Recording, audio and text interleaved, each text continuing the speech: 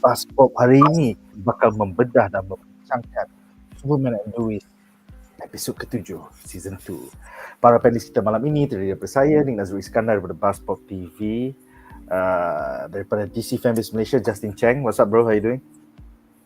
What's up everybody? Happy Yo. Superman Tuesday. Happy Superman Tuesday.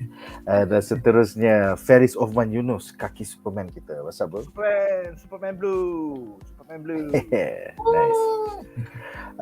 Nampaknya Wan Muhammad masih terlekat di Metropolis ya. So dia akan join kita nanti bila dia sampai ke Smallville. So kita mulakan reaksi malam ini dengan reaksi satu ayat. Alright, so reaksi satu ayat aku adalah surprise plot twist. Macam surprise butt sex. So, episod ke-7 Superman and Lois berjudul Anti-Hero yang menerokai tag team di antara Talro, Superman dan juga Bizarro menentang anasi jahat Lieutenant Anderson.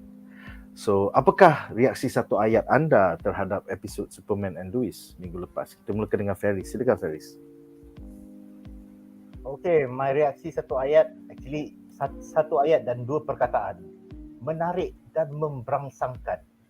I mean, this is what I want. I mean, it's part of a one long story arc yang kita boleh ikut. Taklah berkucak kacir macam di other Arrowverse. And I said last week, my theory of this being the halfway point, yes, because ada big plot twist which we will talk about. Memberangsangkan. I'm really motivated to watch more. Yes. Cuma minggu ni tak ada episod. Babi. Every time dah sedap kan? Oh sorry guys, kita cuti. Itu je lah. It's like you pick up the pace and then you drop the ball. And then you pick up the pace again and then normal you drop the ball. Normal. It's broadcast je. Ya, macam tu lah. Justin, apakah reaksi satu ayat anda? Silakan. Okay, reaksi satu ayat saya. Anderson, you son of a bitch! How dare you! Memang what I like about this episode is that memang everything seems to like there's so many plot twists happening, so many theories that we thought about yang kita sudah bincang previously, atau dan juga soalan-soalan kita ada tanya previously kan pun terjawab. Terutamanya saya masih ingat yang pasal saya ada tanya pasal apa ni? Adakah Lana dan Lois ada kawan lain selain daripada diorang? So like it's nice to see Lois and Lana actually as friends, yang very macam kawan-kawan yang baik lah. I don't want to see them like kalau Lana and Lois kan, kalau dia mereka macam macam apa ni, two sides yang nak berebut dengan Superman ni, aku tak nak tengok yang cinta tiga segi ni. Aku nak tengok macam I want them to be like real characters and then they are three-dimensional characters, which because we know these characters all of our lives kan, even before we were born sudah ada diorang ni. So like I like that we could see a nice evolution and a nice progression with these two characters lah, Lana and Lois. And then like Anderson ni kan memang betul lah. I asked last time, I say, adakah he's secretly working with Ellie Elston, and like turned out that he is going to work with Ellie Elston. So like because I don't see much progression with his character, and he cannot go anywhere but down until he hits rock bottom. Mungkin pada saat-saat akhir mungkin dia akan rasa insaf dan kesal lah, tapi dia belum lagi sampai ke tahap sana kan. So like he hasn't reached there yet. So he will cause a lot of trouble lah along the way. So that we have a story kan. Kalau tak ada story nanti susah nak tak ada drama, tak ada apa kan.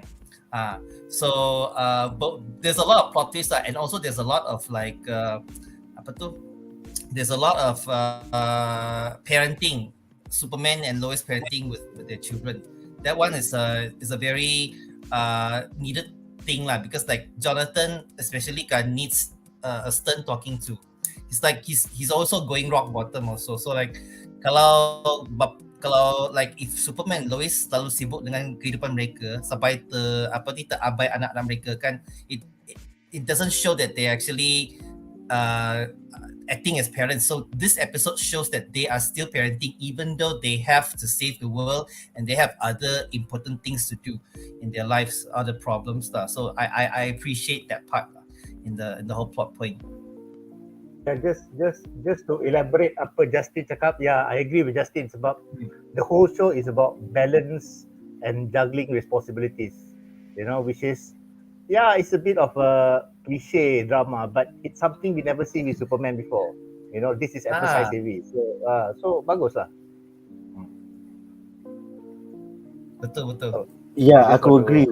One of the charms of the show is the fact that Superman is a father of twins. So dalam episod ni pun kita nampak that the way that Lana dengan Lois punya relationship tu, it's like two middle-aged women yang dah jadi parents, so they have responsibilities. So you won't get the Archie, Veronica, Betty love triangle bullshit because they're not teenagers anymore. They are actual parents now with responsibilities and bills to pay. So it's refreshing lah. It's something different yang kita tak pernah tengok dalam about 80 plus years of Superman punya history, DC Comics and all the other mediums. It's refreshing. True. Very true. Because we want to see a natural, mature progression, kan, of the characters. Yeah, the whole Archie Betty thing, we can see Riverdale lah. Itu yang another show of the CW also can enjoy juga. I think they covered it in Smallville already. Dalam Smallville Yeah, sudah ada true. kalau Also mau lihat. Smallville. Yeah. Can watch back those episodes. Yeah. Alright guys, so nampaknya Wan tak sampai lagi, dia masih terlekat di Metropolis. So kita akan mulakan perbincangan kita malam ini dengan 3 plot point menarik daripada episod minggu lepas. Alright, jadi plot point kita yang pertama adalah tentang Superman Brother at Arms, di mana kita bakal membincangkan tentang drama The Last Son of Krypton ya. Dalam segmen ini kita ada 3 soalan. Soalan pertama adalah untuk Feris.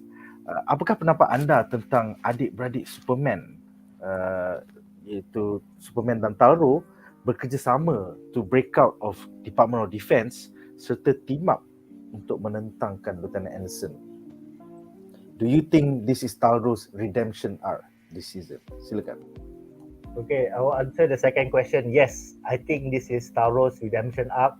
I think he will be eventually jadi baik, I have a feeling he will jadi baik, but the writers will kind of deceive us. Dia akan baik for lama, a few episode, everything he really turn good, but he actually ada agenda tersendiri.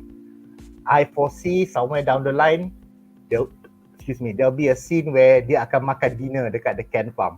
The dinner, like a dinner table, So that'll be nice lah. The uncle meeting the nephews, because sebab kan dia cakap dekat Kal-El cakap, say sorry to your son kan. Maybe one day I get to meet him. I think that will happen, Yeah. But okay, now the fact that diorang berganding bahu is, well, Superman is caught, so siapa lagi dia nak depend on? That's number one. Number two, I think is to emphasize the pairing punya dynamic. You have Superman and Lois, you have Jonathan and Jordan, now you have Kal-El and Taro, so the pairing dynamic, even the villains have pairing dynamic at the moment. First it was Elliot Austin dengan Bizarro, now it's Elliot Austin and Anderson. Anderson. Apalah, so yeah, it's his redemption arc, but I have a feeling dia eventually akan jadi jahat, tapi lambat lah. But we will see dia try to do it baik-baik, gitu. Nice. And your thoughts about, the fact that Superman rela to work together with Taro, was that him crossing a line? Because kan last season dia kalahkan Taro kot. Now dia macam I have to work. Well, it's not crossing the line. Even heroes, superheroes or whatever kind of heroes, they have to do something that they don't want to do for the greater good, There's the saying, desperate times requires desperate measures, So as a hero, he has to berganding bahu dengan someone yang jahat to solve whatever conflict lah, It's a terpaksa thing. It's a typical trope and typical part of life, kind of asam garam lah, Nice. Yeah, I and the guess fact that it's both of them are brothers, it makes it more complicated. Like Yeah, this, like they are like real biological brothers kan. So nak tak nak pun kena berganding bahu juga, because they still, the thing that still links them together is their mother, you know. Kalau mak dia tak ada kat sana, I don't think they can reconcile each other that easily. So I feel like the mother was their mom, Lara, being there, it actually subconsciously kan, or psychologically kan, will bring them closer together lah. It just depends on whether Taro's ego want to yang nak conquer the world kan. Will he go ahead with that, or will he fall in love with this future wife yang dia akan jumpa ni? Adakah future wife tu akan berubah dia punya fikiran dan dia punya personality? Secretly, right? I think it's Lana that married Taro. Yeah, I also suspect so, because they hinted in that sense kan. And then why Lana was in wearing that super suit kan? I just never understood that in Bizarro's world, you know, like Bila Bizarro cakap kan, oh, your wife tried to kill me kan, like that sort of like, oh, that makes sense lah. Because it's already hinted like she must be a goddess, and then like Kyle Cushing is like slowly out of the picture kan. So maybe that's how they become more family lah, more like family lah. Wow. Tak dapat Superman, pergi kepada abang Superman Very interesting. Lana always attracted to like darker men kan. They used to like pair Lana with Lex Luthor, all that. So if she's attracted to a villain, I think it's also possible juga lah. Mungkin lah. She may be attracted by the dark side, I say. Wow. Sexy. Sexual attraction. Yeah. So soalan kedua adalah untuk Justin. Apakah pendapat anda tentang Lieutenant Anderson yang semakin tidak keruan sehingga rela mengambil XK drug semata-mata untuk menjadi super bully to take down the tag team of Superman, Taro and Bizarro? I mean, what is the basis of Lieutenant Anderson's hate kepada Superman? I feel like it's a paper team motivation. True.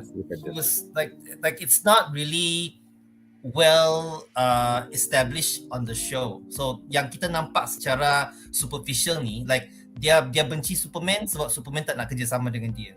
But like it kalau kita fikir secara logik kan, in real life kan, this kind of person is a bit one dimensional type of character what. So macam dia tak dapat fikir dengan secara, he cannot see the other sides of whatever is in front of him. So it makes him look dumb, you know, macam nampak dia macam bodoh punya character dan very annoying at the same time. But what to do, they have to write him like that because his character is made to service other characters and also to create conflict with Superman. So itulah. But I wish they develop more lah, because like this kind of character kan, if they have the chance, they should have given him a flashback or like at least some sort of hints about his background. Like did Superman kill his wife or kill his father or something, you know, accidentally, didn't help. It's like, we don't know much of this character. That's the thing. We don't really feel real. I mean, like kita tak dapat rasa simpati pun kalau dia mati pun kita baguslah dia mati kan.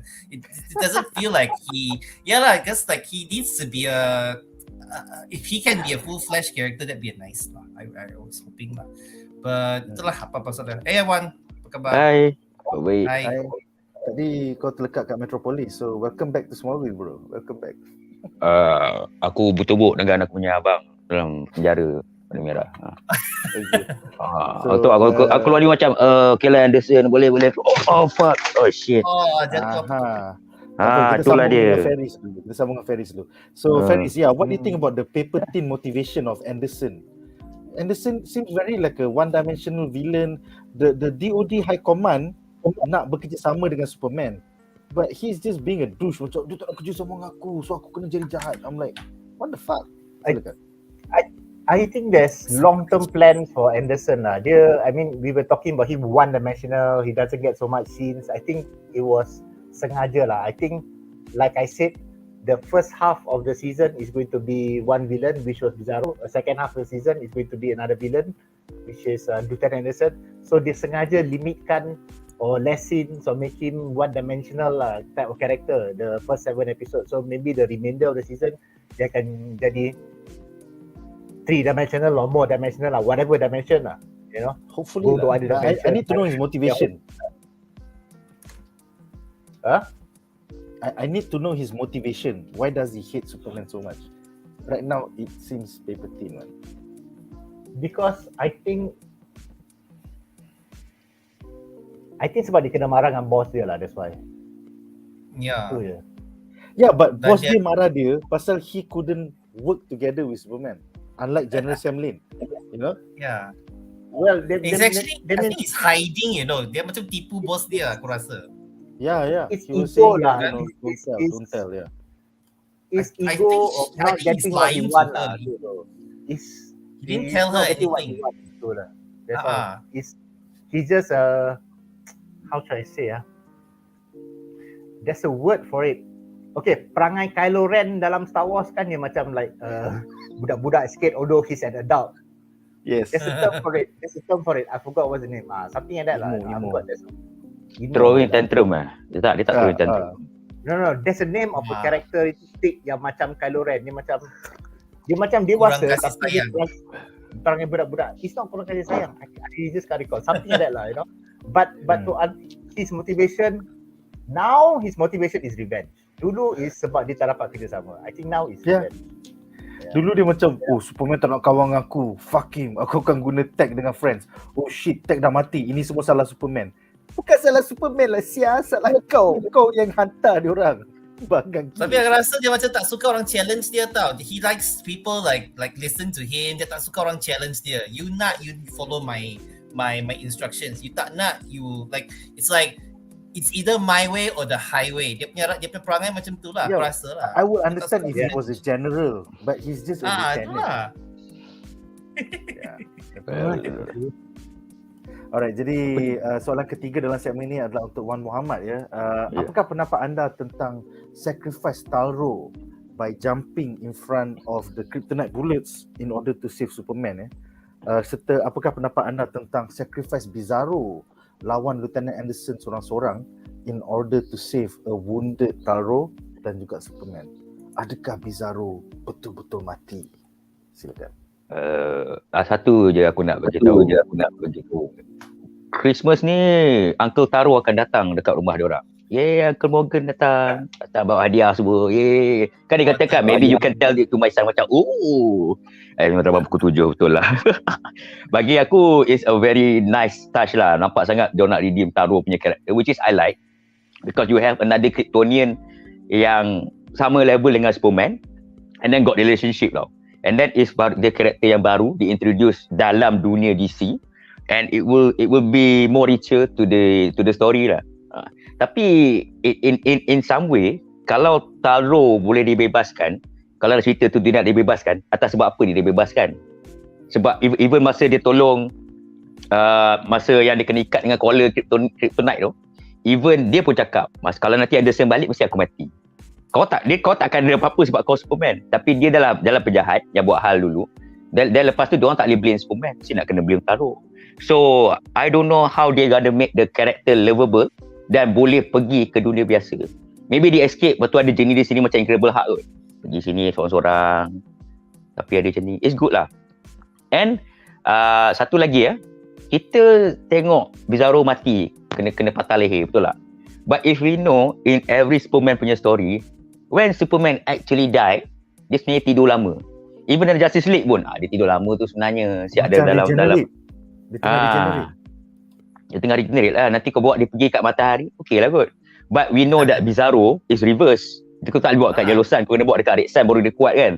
Even masa Lieutenant Anderson pun dia show don't tell, dia tunjuk XK tu terbagi, Bizarro lemah. Kalau kau bagi Kryptonian dia kuat, siap-siap dia masukkan lagi sebab terbalik. So I think Bizarro tak mati.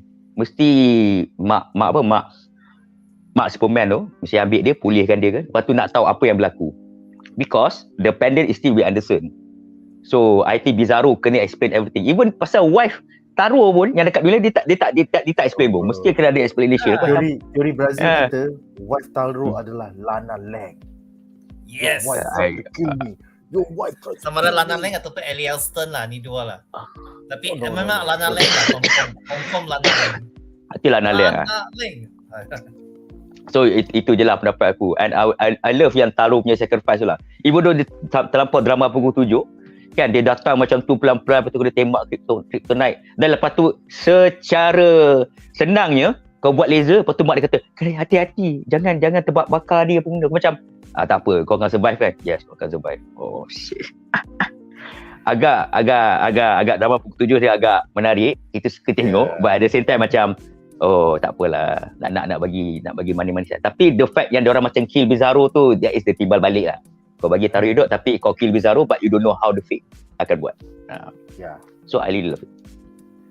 Basically Bizarro mati somewhere in the desert kan. So quite hard untuk Lara Lorvan punya projection nak cari dia. He died in the middle of the desert. I think dia die dekat tempat yang sama juga.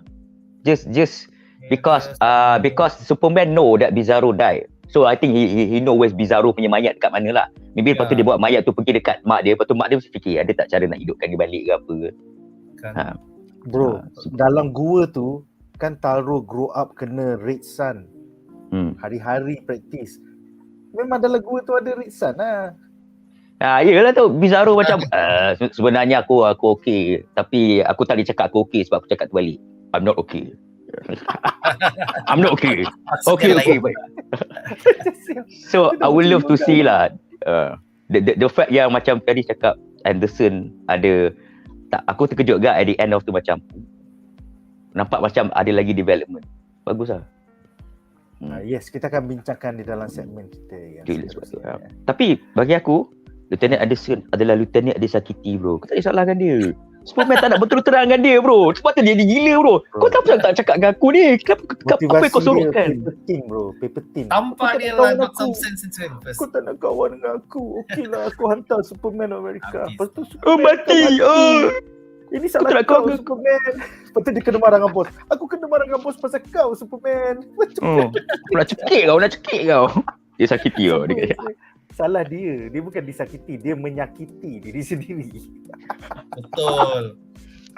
Alright guys, so dengan itu berakhirlah segmen ini dan kita akan ke plot menarik kita yang kedua. Alright, ini agak heavy ya. Plot kita yang kedua ni adalah tentang The Kens, Super Drug Bus, di mana kami membincangkan drama pukul 7 keluarga Ken. So again dalam segmen ni kita ada 3 soalan. Satu soalan untuk setiap panelis. Soalan pertama adalah untuk Feris. Apakah pendapat anda tentang Jonathan Kent's gambit taking on the drug charges semata-mata nak selamatkan girlfriend dia? It kind of blowed up in his face kan. So aku suka yang masa at the beginning tu dia cakap kat girlfriend dia, don't worry, I'm a good kid. God don't. Sekarang dah kena buang sekolah, nak kena juvenile punya charges, ambil kau. So silakan Feris. Was it worth it? I don't think they even had sex yet. What the fuck? Silakan. I think from a character's point of view, he knows that he doesn't have any power. He's much less advantage than the brother and the father. You know, he's out. His character is out to prove himself lah. You know, by doing something daring. You know, I mean. He really took the XK drug sebab to get power. So, you know, he just wants to become, how should I say, more gempak lah. It's the teenage need, you know, to be better than the rest. And in terms of from storytelling and writing is concerned, you know, last season the Jordan Ken dapat limelight. So sekarang Jonathan Ken dapat limelight lah. You know. So we delve more into the character lah. I think to me it's just the teenage need to prove themselves, you know, tanpa powers. Macam Jordan Ken last season dia doesn't need to prove himself sebab dia dah berkuasa, you know. He inherited his father's powers. So sekarang ni Jonathan tu lah, he has that dilemma and he has that desire to prove that he can be somebody. But unfortunately dia ambil jalan salah lah. Itulah. Yeah. For me, I don't think it's worth it. Lah. Awet tu bukan, okay lah, she's hot lah, but I don't think they have like a real relationship. Definitely like not Sarah worth it. dengan Jordan. I mean, just I like. First of all, just want to point out the writing. Louis Lane cakap experimental space narcotics. That's a good line, you know, to describe the SD drugs. But itulah, to me, from a writer's point of view and a producer point of view, just to nak bagi limelight pada dia lah. That's all. Okay. Soalan seterusnya adalah untuk Wan Muhammad ya. Apakah pendapat anda tentang Louis Lane dalam episod ini menjadi seorang tiger mom ya? Apabila krisis suaminya ditahan oleh DOD sampai anaknya dituduh sebagai seorang pengedar dadah. Is this pada kau satu character growth untuk Louis? Silakan. Oh, bukan. Itulah Louis Lane. Dia akan marah kau habis-habis. Tak ada. Dia karakter dia macam tu bro. Kalau nak katakan karakter growth, I think maybe the previous punya season pun kita nampak dia ada marah juga. Even yang masa orang apa, masa dia miscarriage apa semua tu pun dia jadi tak keluar atau apa kan. Cuma kat sini kita nampak dia sekali lagi dia jadi marah sebab dia menjadi tiger mom bila Clark kena tahan, dan lepas tu bila Jonathan buat hal. Bagi aku ini adalah satu benda yang agak menarik, dia masukkan elemen-elemen kemanusiaan dalam keluarga Superman yang bagi aku macam it's just because you want to show the other Superman punya side, and I love it because kau bagi depth karakter pada Louis Lane juga, even though it's only about family matters, it makes Superman look human juga. Even though dia macam ni lah, kau punya dia macam cakap kau punya suami kena tahan. Lepas tu anak kau pula pergi jual dadah, hisap dadah. So mak kau sebagai seorang mak kau pening kepala tau. Apa salah aku? Kan? Apa aku tak duduk cukup didik ke apa dia? Lepas tu apa salah suami aku pula? Suami aku baik tapi kena tahan dengan orang yang kita korup. So that is the view, the point of view yang cerita ni nak tunjuk lah. Dilema seorang mak yang nak mempertahankan keluarga dia sendiri. So bagi aku it's good. Cuma dia tadi tiger mom tu agak menakutkan lah. I think Superman pun tahulah. Superman bakal takut lah. Kalau kita tengok episod lepas kan, bila mak dia duduk marah-marah Jordan dengan Jonathan kan. Lepas tu Clark say something. Follow your mom. Itu dia pun cakap follow your mom. Dia tiada cakap banyak-banyak. Ikut mak kau. Begini atas.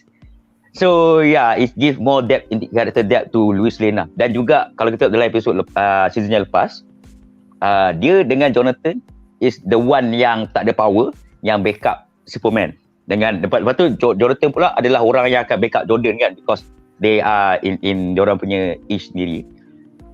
So what happen is, apa jadi bila orang yang tukang backup yang tak ada power ni fucked up? Macam mana kau nak backup orang yang power tu kalau diorang pun fucked up? Louis tak fucked up, tapi bila anak dia fucked up, dia macam alah anak aku sendiri fucked up. Even apa ni, Superman bila datang balik cakap ni, aku tak sangka kau buat benda macam ni. Sebab tengok perangai Jonathan macam ni dulu baik semua aktif. But I think Jonathan have their own punya issue lah. Sebab mungkin dia feel threatened because dekat sekolah yang lama dia superstar. Bila kena pindah ke Smallville, semata-mata macam diorang nak boleh hidup baru, dan lepas tu Jordan dapat power, Jordan jadi highlight. And then Jordan got girlfriend Sarah. Lepas tu dia punya girlfriend kena clash. Lepas tu kat sini dia dapat girlfriend baru pula buat hal bagi dia dadah. Dia pun buat benda yang bodoh, cak dadah juga. So I think in Jonathan punya side, itu dia punya remaja punya kesalahan untuk dia grow lah as a character, dan dia belajar kesalahan dia macam tu. Macam tak ada kena-mena dengan cerita Superman, tapi tu dah malah pukul 7 yang kita tengok. This is life. I feel personally lah, storyline ni, subplot ni would have been stronger kalau awet daripada season 1 tu. Awet yang suka cari pasal, yang semua orang benci tu, was the same character, maksudnya jadi girlfriend dia in season 2. So dia macam ada continuity tau. Awet tu memang dah disisih oleh society dalam sekolah dia. Lepas tu dia jadi pengedar dadah, and then Jonathan pula macam suka awet ni sampai dia rela nak cover untuk awet ni. Tapi awet baru ni, we barely know her. She barely has lines.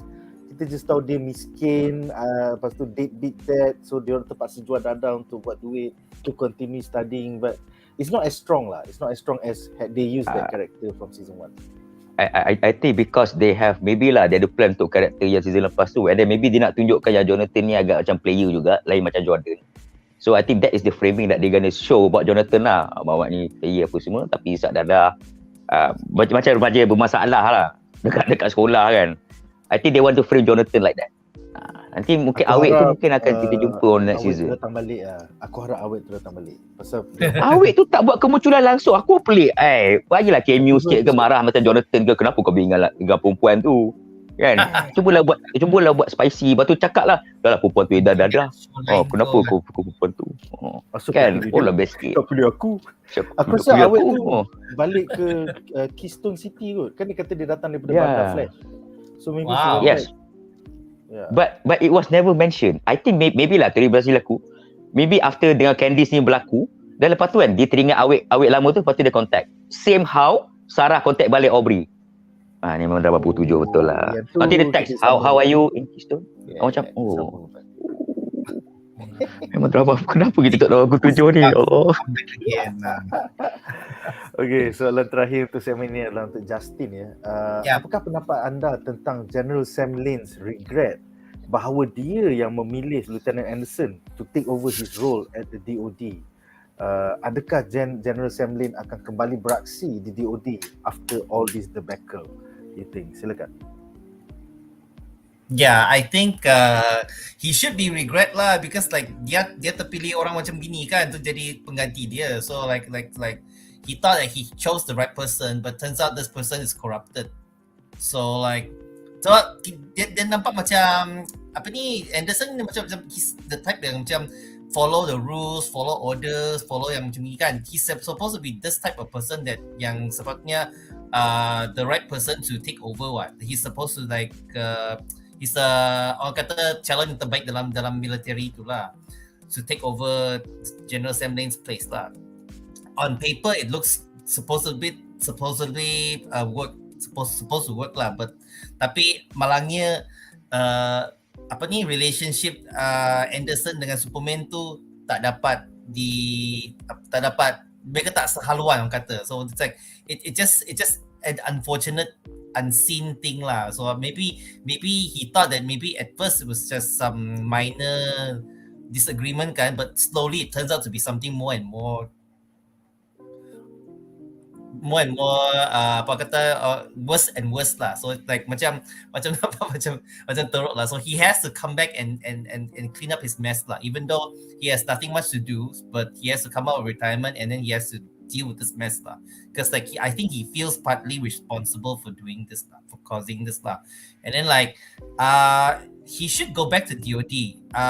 Either Hardcastle will employ him back to become to lead DOD, and then until they will find a suitable replacement for him lah. I suspect they will find a replacement for him, but currently buat masa ni aku rasa to deal with Anderson's problem kan, General Sam Lane has to stop first lah to deal with this problem, unless General Hardcastle wants to take over lah. But I suspect Sam Lane can also go back like if he wants. Yeah, man. Yeah. Apa pendapat kau, Feris? Should General Sam Lane return to the DOD? Difficult to say lah, sebab at the moment kalau kau tengok story arc dia, he has become like the, how should I say, macam babysitter or the guardian to the boys, you know, which is nice lah, you know. Kita dah tengok dia dah train kan, tapi dia tak develop, you know.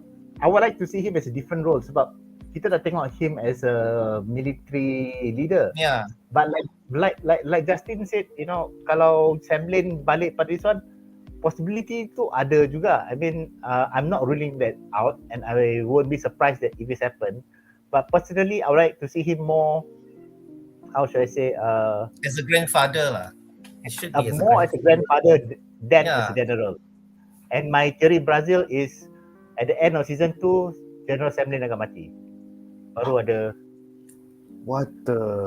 somehow lah, you know. Janganlah. Dia nak ajar Jordan kot bro. Jangan jinx. Okay, mark my word. Sam Lane mati.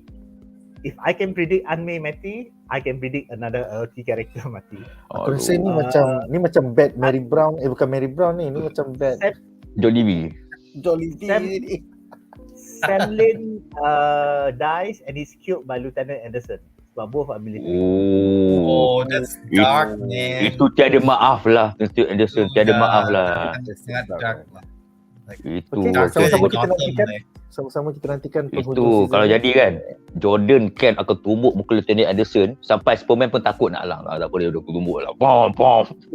Right. Kena. We'll see. We'll see. That's so dark, man. Is it the Yeah. voice in smoothness style? Ini bukan Superman Lois lah, ini The Boys. He's the voice. Alright guys, so dengan itu berakhirlah segmen ini dan kita akan ke klip menarik kita yang ketiga. Alright, jadi plot point menarik kita yang ketiga adalah tentang The Langs, Sarah's Guild, ya, di mana kami membincangkan drama pukul 7 keluarga Lang Cushing. So dalam segmen ini juga kita ada 3 soalan. Soalan pertama untuk Feris.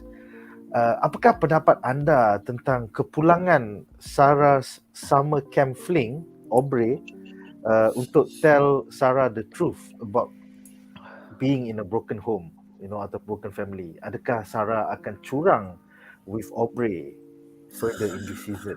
Silakan.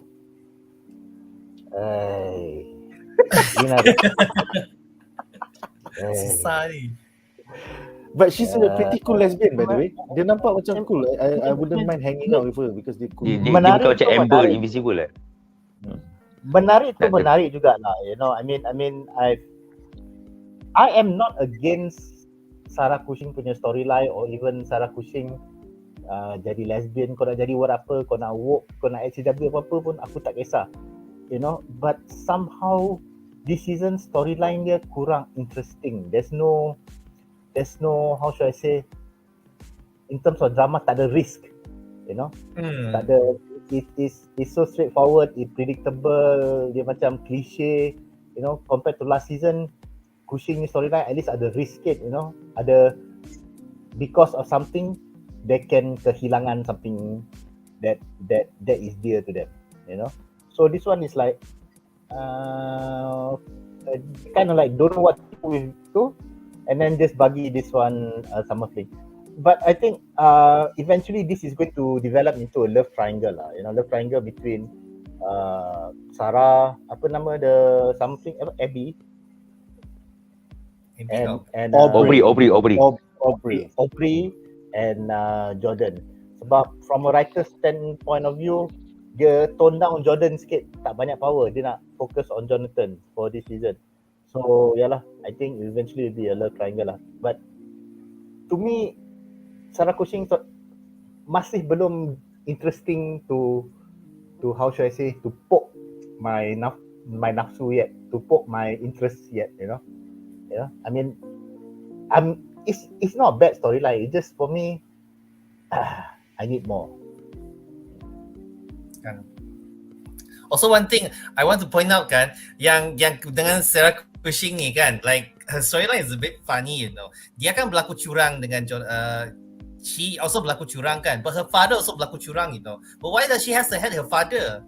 Kan, like it also seems a bit weird, like dia pun buat curang juga, bapak dia pun buat curang juga. Kalau dia nak marah ayah dia, I think it's a very natural response lah. But then like at the same time kan, you see that it's a funny parallel, like dia pun It's a very good buat point. It's a very good point. bapak dia buat curang juga. Like what? Yeah, I feel that's the other duality. This season is all about dualities and mirrors. Pasal Superman Bizarro and then Superman Taro, Yeah. and then now you have this curang-curang. So yeah, that's a pretty cool the fact that you figured it out. Pretty cool, man. I saw it from someone's comment, but I suspect there's something but betul cakap Feris tadi lah. We need to explore more with these characters because like, what we're given in these episodes kan doesn't feel enough. Dan kita macam kita sekadar tengok saja, tapi kita tak betul-betul dapat selami pun watak-watak yang kita nak tengok. Because the storyline dia macam memang tak interesting sangat lah, because like what they're supposed to tell kan, the plot A, plot B, plot C kan, they all seem like very separate bah. They're not like really, they're like moving in their own universe, tapi mereka tak macam plot dia tak ke depan sama-sama. Dan juga that he says that season 1 doesn't have risk kan. I also agree also lah, because season 1 you can tell there's so many things happen kan. You can feel like anybody can die, you know, anything can happen, you know, a lot of people can be in danger. This one doesn't feel like, this season doesn't exactly feel that way lah. So it's a bit downgrade a bit lah. Hopefully they can pick the pace up and then move upwards down katakan. Itulah. Wan, silakan Wan. Kalau aku nak tambah, kenapa Sarah marah ayah dia walaupun dia sendiri buat, ialah sebab Rihanna selalu cakap to the left. Sebab woman never can be, woman always right, tapi dia tak right, dia semua to the left. Lelaki semua the woman always right, tapi dia orang kata to the left. Beyonce. Bukan Rihanna ke? Nampak? Aku salah. Sebab aku confuse. Dia orang semua sama. I mean, untuk perempuan, dia orang semua perangai sama. So, kata tu left, kau pun to the left. Tapi, bagi pendapat aku setuju dengan Justin. That is the irony. Lepas tu, dia panggil Aubrey tau. I think, bukan saja sebab Aubrey coming for a broken home. But the fact yang, dia orang pun curang actually. So, they know what they feeling. Mungkin dia nak beritahu macam mana perasaan father dia. Bila dia curang, lepas tu rasa bersalah. I think that is another layer yang dia nak tunjuk. Sebab tu aku rasa dia boleh cakap dengan father dia. Sebab dia pun rasa dah ada guilty kat diri dia juga. Aku pun curang dengan Jordan. Kan? And then lepas tu bila Aubrey cakap, dia cakap kan, itu mak kau. Kau lain. Lepas tu dia cakap juga, sebabkan dia tak cakap dengan bapak dia, Aubrey cakap dengan bapak dia, dua-dua tak baik. So dia kata, you better buat apa yang patut. So, yep. Dia orang perangai sama kan dengan Aubrey kan. So sebab tu dia bercakap dengan Aubrey je. Sama lah macam Lana Lang, dia tak cakap dengan Clark. Dia tahu tak? Dia pun sama, Sarah, dia tak cakap dengan Jordan. Dia kena jumpa orang, dia cheat bro. Dia kena jumpa, Lana Lang kena jumpa orang, dia cheat. Ini pun dia buat dengan orang yang aku cheat. Macam baru boleh selesai masalah. Macam, ya Allah. Dah pukul 7 air ni bro. Kalau kau tak betul, itulah lapisan dalam dia bila balik. Macam, But I have a feeling, Sarah kucing dengan Lana Lang macam agak jealous dengan Clark punya family. Because Clark dengan Louis Lang macam tak ada apa-apa. Semua good antara diorang. So diorang rasa macam jealous. Macam diorang tak ada. Tanya last week tu, kalau Louis curang you macam mana? Kalau kan dia nak korek tu, dia nak korek. Lepas tu dia kata, it depend how it was. Lepas tu mesti dia kata, laki sama je, depend. Bukan nak cakap bagi aku jawapan. Aku tak tahu tu itu. Tak jawab pun salah, nak jawab pun salah. So better patut Clark, don't worry. I just listen. God, listen. I listen only. Yes. No. I'm listening. Patut macam tu je kan. Jangan jawab. Clark jangan jawab. I'm listening. Yes. Kalau Louis curang, I'm listening. Yeah. Betul. Alright, jadi soalan seterusnya adalah untuk Wan ya. Apakah pendapat anda tentang strategi Lana Lang melawan balik Mayor of Smallville ya dengan menggunakan taktik Lana is a great mom and pillar of Smallville community. Jadi shame on you Mayor for trying to play dirty politics. Bitch. #family values. Aku suka dua masa macam ni lah family values kau ejek a family member yang tengah melalui keadaan yang susah. Betul, orang yang supporter semua pun macam malu, macam fakor. Betul juga kan. Tapi tak nak ngaku, betul juga. Aku dapat rasakan Smallville punya orang ni kan, diorang pun suka gosip juga sebenarnya. Diorang nak dengar gosip tu. Macam rasa sedap bila kau dengar gosip in certain point of view. Tengok, apa yang Lana buat? Dia gaduh. Even laki-laki kat situ pun yang aku nampak macam suka bila May tu cakap. May tu akan main emotion lah. Dia kata, kita family value. Lepas tu dia indirectly nak kutuk Lena. Tapi aku suka bila Lena berterus depan dengan orang, lepas tu cakap, ini ke cara kau nak buat. Dia macam tu kan, dia menyedarkan semua orang Smallville tau. Maksudnya, Mayor ni, dia punya isu yang dia nak ketengahkan, hanya isu, bukan isu pasal Smallville tau. Isu orang lain, nak menempel kat kain orang lain, lepas tu kau nak heboh-heboh, kau nak ngumpat depan ramai-ramai pula tu. So, dia menunjukkan bahawasanya, kalau Lena nak fikir pasal macam mana nak bagi job kat Smallville, macam mana nak, dia pun berusaha dengan Morgan Age untuk buat. Mayor buat apa? Mayor macam, saya sign dia. Masalah politik, dia berpolitik cakap pasal family value, indirectly nak kutuk Lena. So bagi aku tak ada substance lah. Kau seorang ahli politik, memang nak tahu berpolitik tapi tidak membawa apa-apa kepada Smallville.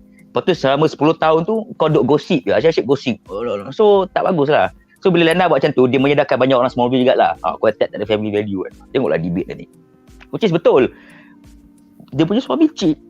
kau ingat dia nak duduk diam. Dia mesti buat benda yang betul. So masuk meja suka lah kalau patutnya suami dia tak boleh cheat. Patut kau kena jaga suami kau. Macam tu lah nak katakan kalau Lena boleh frame macam tu dengan meja tu.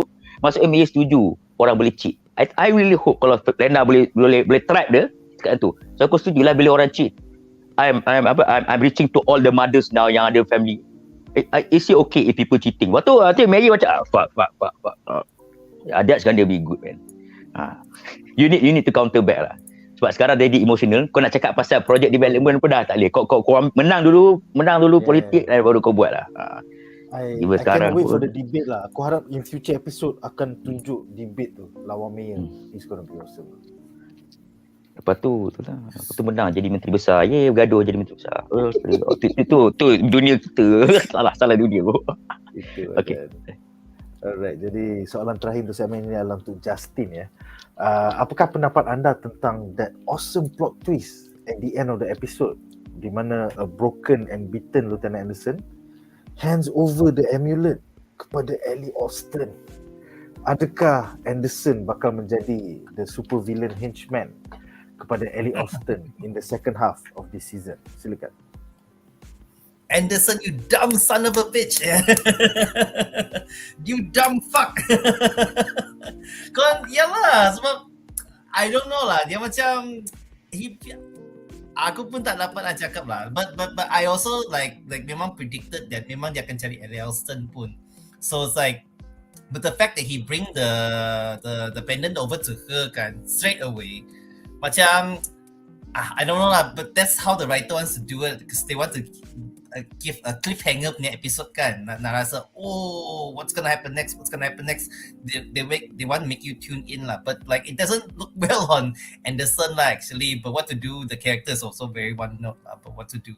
So like memang kalau dia bawa ini pendant kepada Ellie Austin, I think there's something we can see lah. Hopefully there's something. We don't have to wait to see what's going to happen next time, because what we know that she will merge the pendants together kan.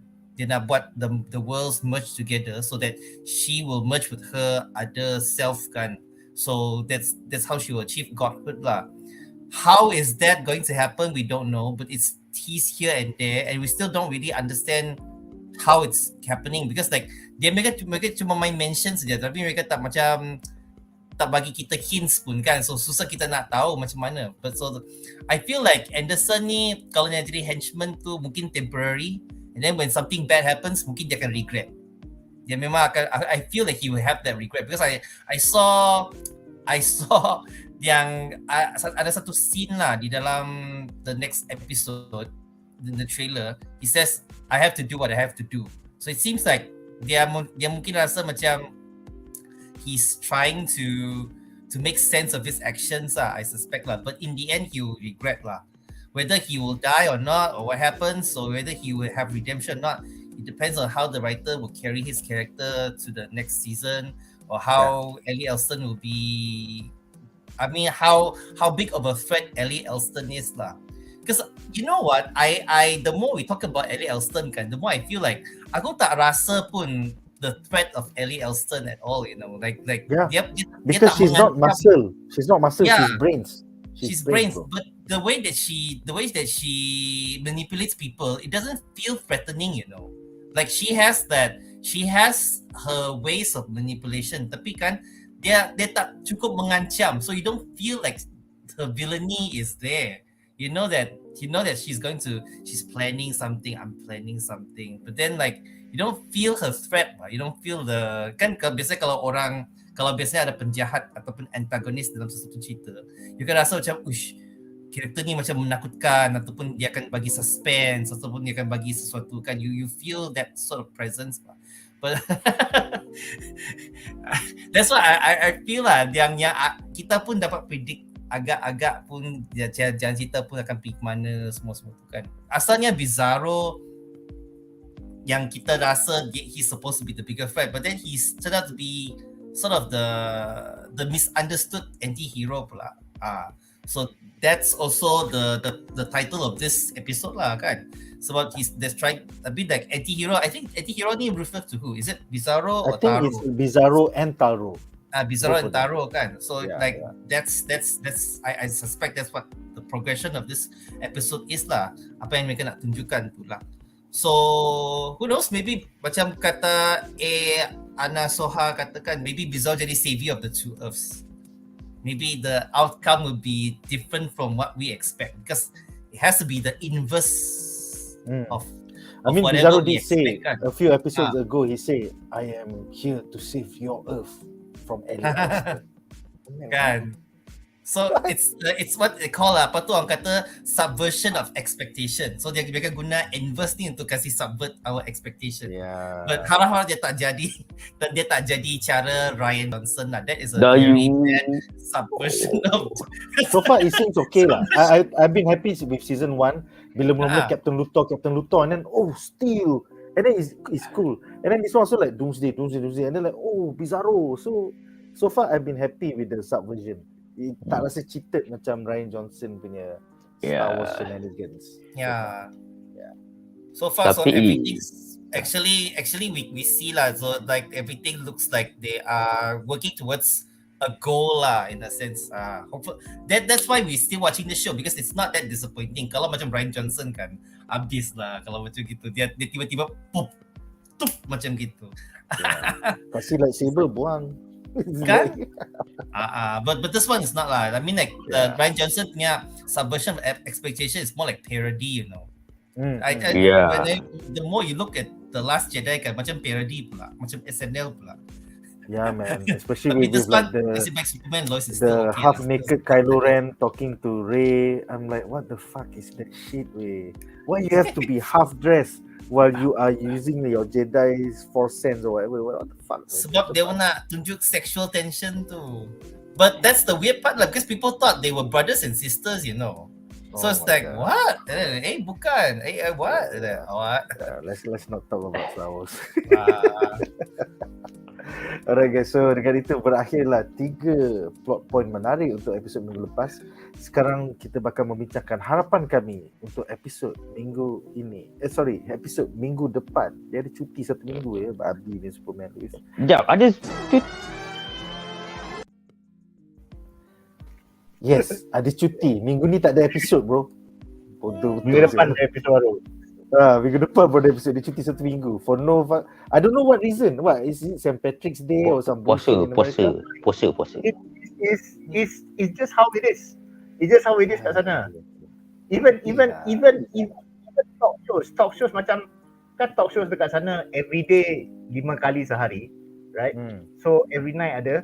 Kadang-kadang okay, it will all new sampai 1, 2, 3, 4 weeks. Lepas tu tengok 1 week semua repeat. Macam tu.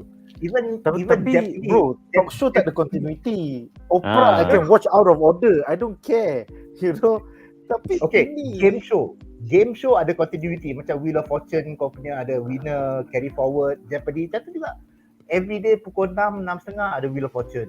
Semua baru, episod baru. Kau sampai 1 minggu, dia campur aduk. You know? So it's That's like the that. problem of prime time television lah. Mereka punya schedule sudah set, and then It's not- always like this. It's not prime time, it's just America. Siang, malam ke macam tu apa. Oprah pun macam tu. Bencau. Oprah Baru pun macam jadi tu. Because the betul. plot dah best. Plot pacing dah cantik. Lepas tu kau drop the ball. Seminggu, 2 minggu tak ada. Winter Olympics lah. Apa kebetul lah ni. Cuti seminggu, cuti sakit lah. Itulah I kata Padi Superman lah, Lois ni Superman. sepatutnya di HBO Max, tak boleh kat Yes. CW. Ya. CW dah Betul, penat lah. CW. Hancur. Fuck CW lah. I hope Discovery lepas beli Warner Bros kau jual CW tu. Fuck off CW. Fuck off. Bodoh. Betul. Okay, anyway, harapan untuk season 2 episode 8. Aku bagi sinopsis dulu sebelum kita tonton trailer dia. So sinopsis untuk episod minggu depan adalah Lois, Clark and Natalie notices a difference in John Henry's behavior and fear that something might be very wrong. Meanwhile, Carl Cushing encounters an awkward moment with Lana Lang while stopping by the house to pick up Sarah for school. Lastly, Jonathan and Jordan can brace themselves when they realize a talking to from their parents is headed their way. Nak kena marah apa lagi minggu depan? Anyway, dengan itu jom kita tonton trailer bagi episod Superman and Lois Season 2 episode 8 minggu depan. How do we respond in the face of a crisis? What if they're trying to get into the inverse world? They live straight out of Poltergeist. You stopped Superman. I had no choice.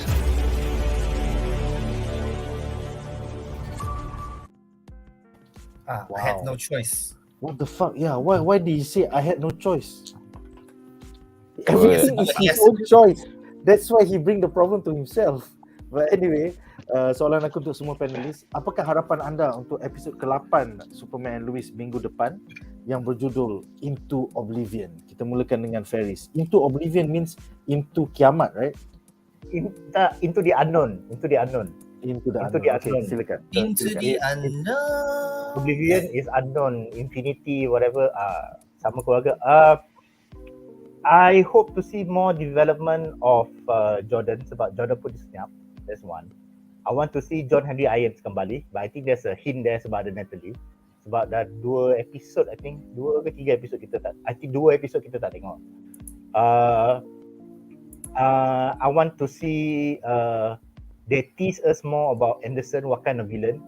Maybe they will draw for the comic lore. I mean macam last season Taro, they draw from Eradicator, which is a Superman villain tapi yang tak ramai orang tak kenal, so dia tak mainstream. So maybe dia akan tease sikit.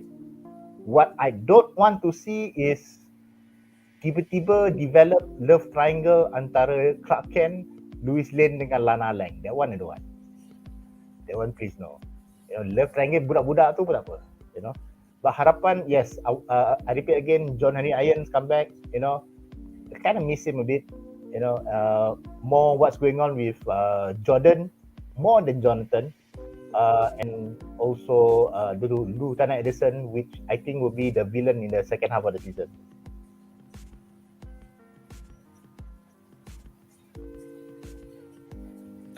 My turn. Aku harap mereka boleh resolve Jonathan punya drug storyline lah. Tu storyline pun agak meleret juga. So like I feel like they should try to finish that part of the story as much as possible. If not in this coming episode, will be in the following episode lah, hopefully lah. And then I don't know what's going on with the lanes. I mean the Cushings and the cans, but something looks like something is happening. I hope that whatever they're trying to make this, they will explain what's going on lah with them, especially with Anderson lah. Anderson macam his motivation, hopefully we understand lah much better. Maybe adakah kita akan rasa simpati dengan dia ke, ataupun kita akan rasa benci ataupun tak care dengan dia ke, apakah tu. So harap-harap there's a resolution lah for all these storylines, because everything is still spinning in their own universe kan. Hopefully there's a focus lah going to the same direction.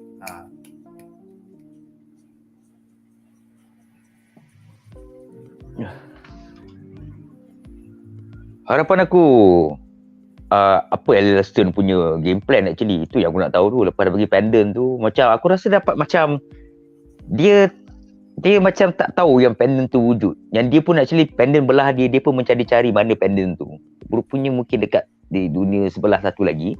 So bila Lieutenant Anderson bagi benda tu, so dia akan macam apa aku nak buat. I'm more interested in that part of Ellie Alston actually. Macam yang pasal Jonathan ni, boleh lah kalau aku nak tengok apa jadi. Adakah dia akan kantorkan Candy, sebab sekarang dia tengah ada pilihan yang ni tau. Sebab kalau dia tak ngaku, sekolah tu expel, lepas tu Clark Kent akan pening kepala macam mana nak ajar si Jonathan ni. And then Sarah punya storyline pun macam okay, kalau ada pun tak ada, kalau ni pun okay. Tapi aku tertarik bila Sarah kan, pasal ada awkward moment yang dia nak pick up Kyle nak pick up Sarah. So maksudnya adakah Sarah dengan bapak dia dah baik actually, tapi tak nak bagi mak dia tahu, because diorang sebenarnya ada connection bro. Sarah dengan bapak dia ada wavelength yang sama. Sebab tu diorang cheat. Diorang boleh cheat. Kalau tak boleh bagi mak dia tahu, nanti sebab aku pun cheat juga sebenarnya mak. It runs in the family. But I'm more interested in Bizarro. Adakah Bizarro masih hidup? Dan Ellie Alston punya plan. Tapi Lieutenant Anderson, senang je lah aku cakap. Dia disakiti. Dia Superman tak ada kerjasama dengan dia. Dia tanya Superman, kenapa kau buat macam ni? Tapi Superman tak bagi tahu. I mean, maybe Sam Land, dia tak factor in yang dia adalah bapa mertua Superman yang tahu Superman buat apa. Tapi Anderson is live in the dark tau. Macam, kenapa kau pergi sana kau tak beritahu aku? Aku nak pergi sana suka hati aku lah. So sebenarnya Lieutenant Anderson ni bila dah banyak sangat macam tu, dia left in the dark. And then dia pun tak salah Lieutenant Anderson pula, dia tak bercakap dengan Sam Lane ataupun hasil masalah dia, dan dia bertindak sendiri. So jadi macam ni lah.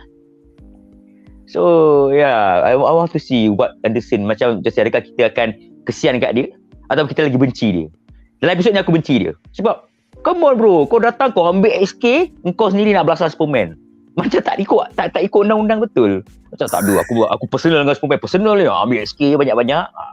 Ni nak tunjukkan bahawasanya bila orang biasa ambil SK kena tahan. Kalau high up mungkin boleh terlepas. Tapi sekarang ni aku tengok dia tak terlepas kot. Because dia dah terdesak sebab semua orang cari dia sekarang. That's why dia go to LA Alston dan dia mesti tak ada turning back balik. Sebab the government will find him dan nak accuse dia dan Superman akan selamat. Tapi dia akan go all out dengan LA Alston because there's no turning back. I would love to see what kind of story. Tata instead of LA Alston yang merge, dia pula merge. Jadi satu lagi powerful being kan. Plot twist. Macam tak lah dalam Mamat ni down fuck. Lepas tu apa jadi nak belasah orang kan. Lepas tu dia merge. Fuck. Merge tambah XK lagi. Tambah XK. It's gonna be interesting lah. And pada aku the main benda yang aku nak tahu ialah mystery pendant tu. Kenapa Elina, kenapa Bizarro bawa ke sini? I hope it is answered in the next episode. Hopefully. Yeah. Alright guys, so itu saja untuk malam ini. Terima kasih kepada semua para panelis kita, iaitu Justin Cheng daripada DC Fanbase Malaysia, Feris, kaki filem kita, dan juga Wan Muhammad, kaki Batman. Tell us pendapat korang dan harapan korang bagi episod 8 minggu depan. And kalau korang benci kenapa Asyik bercuti, tell us in the comment section below. Itu saja untuk malam ini. Join us tomorrow di mana kita bakal membincangkan K-drama Forecasting Love and Weather episode 9 and 10. Hari Khamis nanti kita akan buat trailer breakdown bagi The Boys season 3 dan hari Jumaat nanti kita bakal membedah spoiler untuk filem The Batman. That's all for now. Majulah fandom untuk negara. Bye guys.